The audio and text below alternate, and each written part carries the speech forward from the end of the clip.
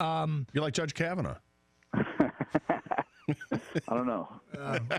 Well, maybe that's all right. I'm not so sure about that, Gator. No.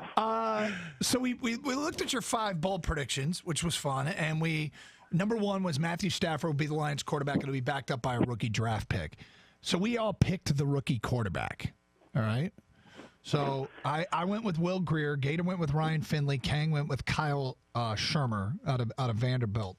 If you had to pick one, not one of those 3, but if you had to pick a rookie quarterback, since we're taking it to the next level, who do you pick? Yeah, God, I probably wouldn't pick Grier, Doug, just because I think he'll be drafted a little higher than the Lions will take a rookie quarterback. Look, I think the Lions, Stafford's had a bad year, right? And nobody would say otherwise, even within the organization. I think they'd admit that. But they're invested in him. And so I just don't see the Lions spending a first, second, third round pick on a quarterback. I think we're looking somewhere a little bit down deeper in the draft. And you know what? I mean, without having studied all these quarterbacks, I think Shermer's a decent little selection there. I mean, obviously got some NFL bloodlines with his dad, Pat. Playing in SEC, we all know Bob Quinn likes that as part of a guy's resume. So that's not a bad selection there. I think, was that Kang? Yes. Yeah, you should have seen the celebration back behind the glass. Dave's a smart man. We got to get him on more often, guys. All right, you said the Lions would trade for a tight end, and this is where we start. No, Dave, the Lions will trade for a ... Gator and Kang went safety. I went guard. I think we all see the need. Well, I love it. Get after him, Dave. Well, I don't think they want to go guard rookie starter and guard second-year starter, and so I figured they needed a veteran. Well, that would be about the least sexiest trade that anybody could swing, I think, right? I wasn't looking for sex appeal. I was looking for content. Well, look, so I'm probably on an island on this, but I kind of think the Lions might bring T.J. Lang back, not at the salary that he's making now, but I could see them saying, hey, look, you take $2 million and, you take a bunch of incentives based on games played, because the chance that they're going to get somebody that's better than T.J. Lang in free agency or trade, I don't think it's going to happen. It's just that person is going to be available a whole lot more. So TJ, if he wants to play again, he wants it to be in Detroit. He doesn't want to be somewhere else. So I'm sort of leaving that door open for him to come back. But my reasoning with the tight end is that, look, the Lions, they had the worst group of tight ends in the NFL this year. They just produced nothing on offense outside of helping out that running game. And I think it's dangerous to wait until the draft to fill that spot when you're not going to take that position in the first round at number 8. So I do think they address that spot in the draft. They need a tight end. Maybe that's a day 2 pick, but I think they need to do something to address that position. And I sort of looked around the league and I said, you know what, Tampa, they got a new coach coming in. They've got 2 tight ends that are making pretty good money, a young guy in O.J. Howard that's not going anywhere. Cameron Brate, there's no salary cap hit if you trade him. He had a disappointing year. Maybe that's somebody that Bob Quinn can finagle from the Bucs for a reasonable price. You and your logic. Yeah, the Lions trade wide receiver Marvin Jones. We all went, no, Dave, the Lions will trade. And Kang and Gator both said Theo Riddick. I said Tease Tabor. And none of us thought they'd get much of a return for what they were trading. Yeah, I don't think any of those 3 or any of those 2, I guess, would bring any return at all. I mean, Theo Riddick is, I'm sure he still has value, but, he averaged a career low yards per reception there. Tease Tabor I don't think anybody would give up anything for Tease right now as a reclamation project. You just sort of, maybe if you like him, you think the Lions are going to cut him because he doesn't have much of a future in Detroit.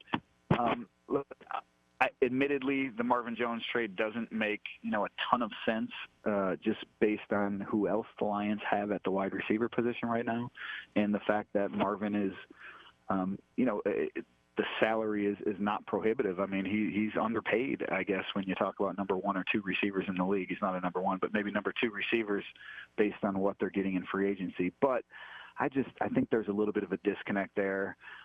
Nobody has said this, but I don't know how happy Marv was with the whole regime change, and so maybe this is Matt Patricia jettisoning some of Jim Caldwell's guys, and so I could see he would be an asset because of the reasons I mentioned, that he's cheap and he's got multi-years left on his deal, and so maybe the Lions could get something of note or a high draft pick if they were to deal Marvin Jones. All right, you had the Lions taking Deonte Thompson, the safety out of Alabama, with the 8th pick. No, Dave. The Lions will take a Gator and Kang agreed again. Cleveland Farrell, the defensive end from Clemson, they both said him. I went Greg Little, offensive tackle from Ole Miss, because I'm ready to move on from Rick Wagner, and I feel like deep defensive line draft, you can get that help in the second round. Yeah, look, it is a deep, I think defensive draft, and where the Lions are going to be picking in that top 10, I think that's a sweet spot for getting a defensive playmaker. And I like Farrell. I mean, I think he's a good player. He's probably going to come off the board, somewhere in that range, early first round, range, top half of the first round. So I wouldn't be opposed to that.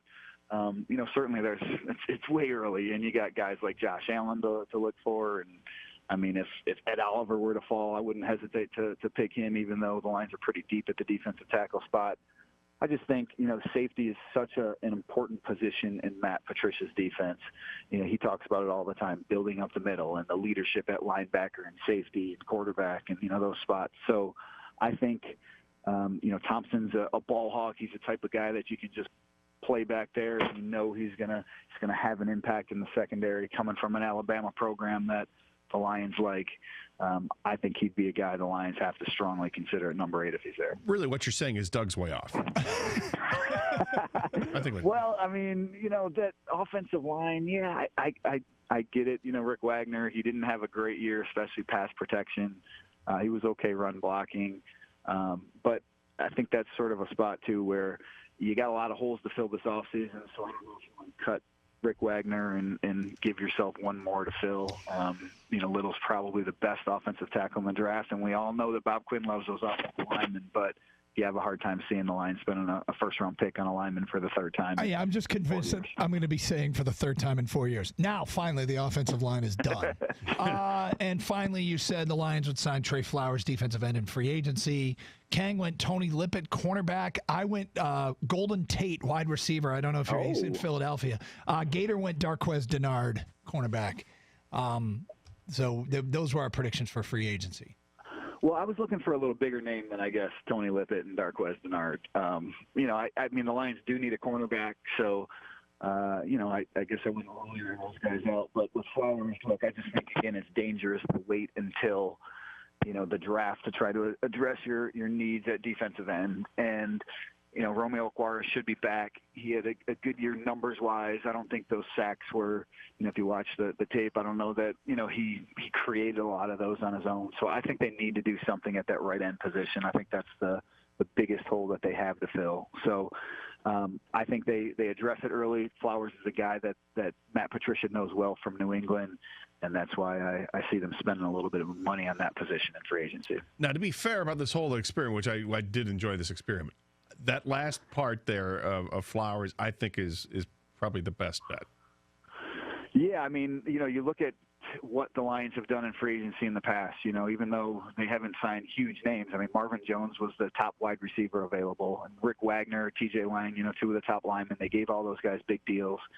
Flowers he's not going to be the best defensive end on the market, but I don't know that the best defensive ends in free agency are going to get to free agency. So I think I think they're willing to spend, and you got to have both a need and a willingness on the player to come to Detroit. And given Flowers' familiarity with Matt Patricia, I think that could be a fit.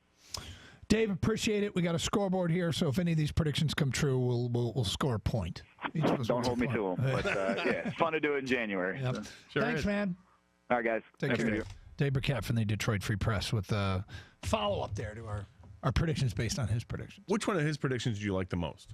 Because that Flowers one is what I actually think he's dead on with that. I think number 1 is correct. I think they'll take a quarterback. I think Flowers is pretty close. Deonte Thompson makes all the sense in the world. Predicting trades is tough. Yeah. But he puts them out there. Mm-hmm. I don't know how I'd react if Greg Little, if they take Greg Little, the pick at 8, I'll be, and I'll be like, oh. I'd actually be okay with it. I'd be okay with it. I think you look at like a team like Dallas and how they've built their team through an offensive line. Obviously, they have a dynamic running back, and their quarterback's okay. But what Dak has is that escapability. You can buy time with more time to make the plays downfield and let the players get open. Having an offensive line gives you that flexibility. Another Big Ten stud say he's skipping his senior season to enter the NFL draft. We'll get to that at 12:36. 97.1.